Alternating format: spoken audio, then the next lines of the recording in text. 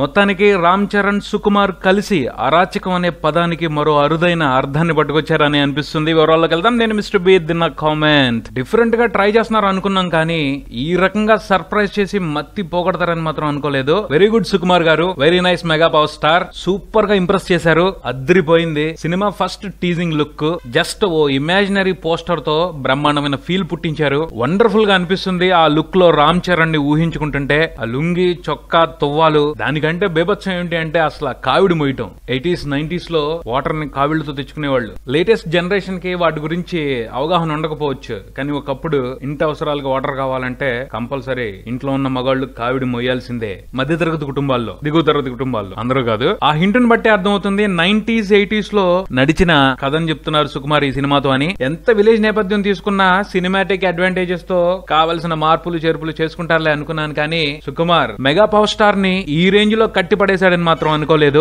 చెప్పినట్టుగానే తెలుగు కమర్షియల్ సినిమాకి రామ్ చరణ్ సరికొత్త ఇమేజ్ క్రియేట్ చేసే ప్రయత్నం మొదలుపెట్టినట్టు అనిపిస్తుంది. ఈ ప్రయత్నంలో అతను బ్రహ్మాండంగా సక్సెస్ అవ్వాలని మనందరం కోరుకుందాం. మరిన్ని అప్డేట్స్ కోసం కీప్ వాచింగ్ మారుతి టాకీస్.